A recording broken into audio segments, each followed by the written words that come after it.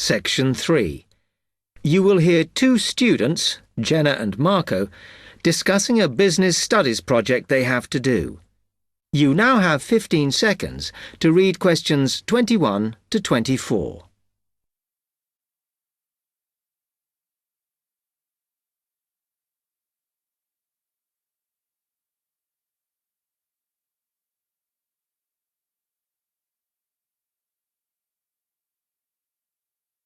Come on, Marco. We've got to get on and sort out this project for Professor Buckley. Hang on. I want to make sure we've got all the information. Now, where are we? Well, today we need to sort out exactly what we're going to do and how we're going to divide the work up. Okay. How long have we got, by the way? The end of term is April 6th. And he said to hand it in on week 8, so that's March 25th at the latest, because the beginning of that week is the 21st, so not long. Right. Have you got the notes there? Yes. He wants us to do a fairly small-scale study, like the last one, on whether or not businesses were offering more benefits to staff. And we've now got to look at the rise in older workers. It should be fairly straightforward. Yeah, as long as we keep it small. Who's marking it? I don't know. Sometimes he gets the PhD students to mark it for him. Oh, actually, it just says here, a senior lecturer. I suppose it's too much for Professor Buckley to do them all. Yeah. Anyway, how are we going to go about this? Well, we have to decide how big we want it to be and who. Yeah, but I think we must sort out a timetable for the project. Otherwise, nothing will get done. Okay. Do you want to do that? All right. I'll do it as soon as we finish here. You now have 15 seconds to read questions 25 to 27.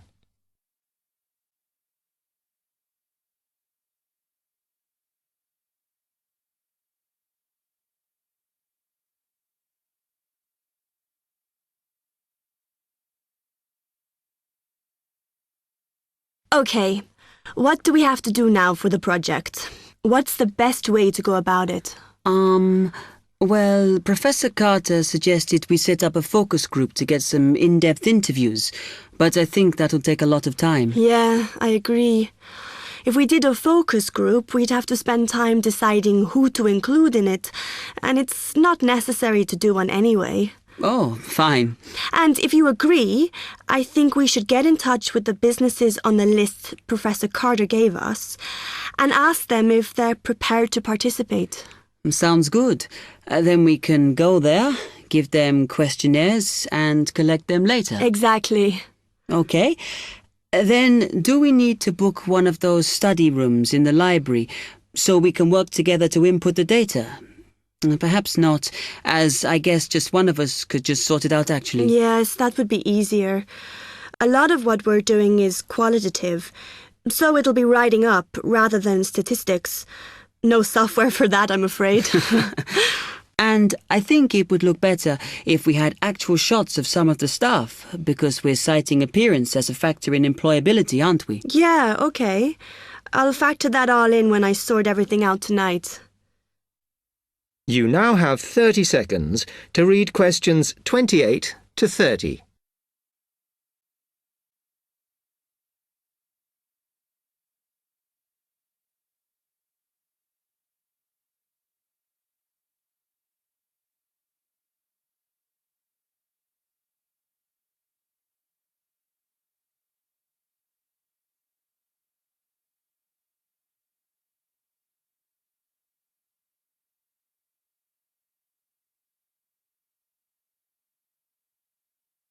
I'm glad we decided to work together. I think it's going to work out well. Yes, well, given that we had to work in pairs on this project, I think we were right to choose each other. We complement each other academically, as we're each good at what the other isn't. In fact, we should have tried working together before. Yes. Now, how shall we split the work? I'll do the analysis, shall I? Oh, okay. It's just that it might be faster, because I'm used to doing it. Although your English is better than mine. I need more practice at reading, really. Okay, I'll do the presentation then, if that's okay with you. Yeah, sure. I don't mind speaking in public, but I hate preparing all the notes for them.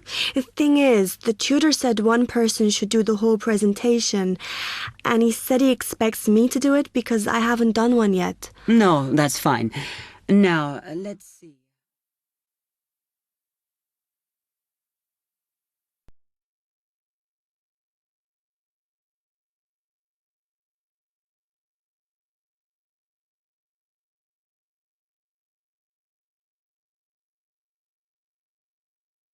Test 1, Section 4. You will hear a media studies tutor giving a lecture about news sources. You now have 30 seconds to read questions 31 to 35.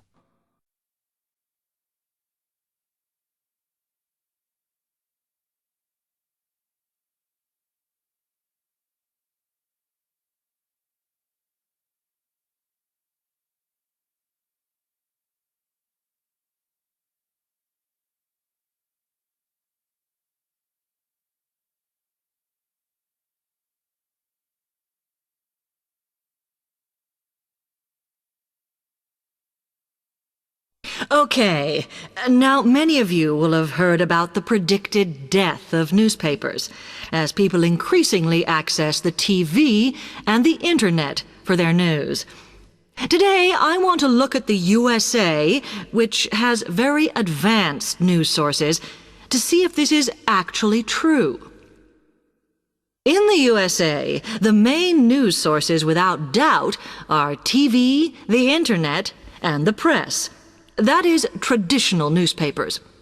And although they are each surviving and growing, they are also changing. Obviously, TV news has been around for a while, and the early evening bulletins, when people get in from work, are very popular. I suppose we traditionally think of the morning newspaper arriving on our doorstep with the daily news.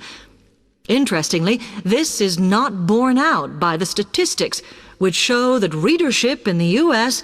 is much higher when people have time to relax, when they're not working, especially on Sundays.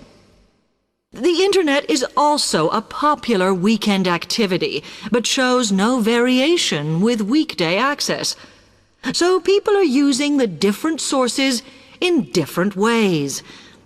Interestingly, local radio has been hit less by the grip of quite strong local newspapers than by the Internet, which is seen to offer a better regional service. But just because the Internet is seen as the new force in news media does not mean it is dominant. Television has, of course, been global for a while. But now technological changes, which have fueled the rise of online news, have also allowed newspapers to print and distribute editions across the world. In fact, Internet news, which is seen as the big competitor for traditional markets, does not offer that much variety.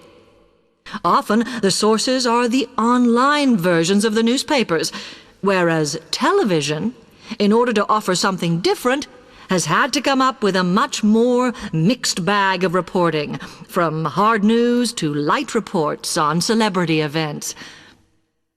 Another issue is reliability.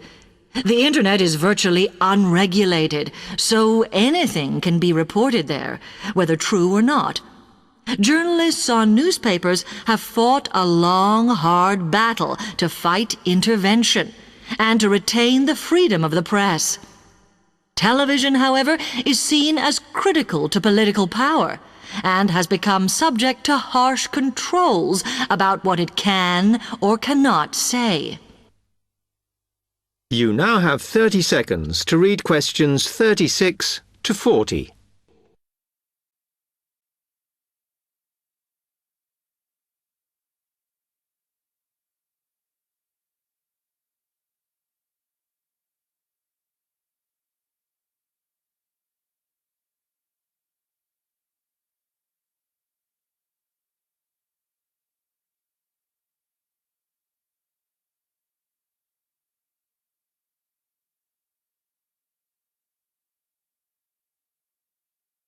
Now, one very critical factor in keeping newspapers alive and well in the USA has been their approach to advertising.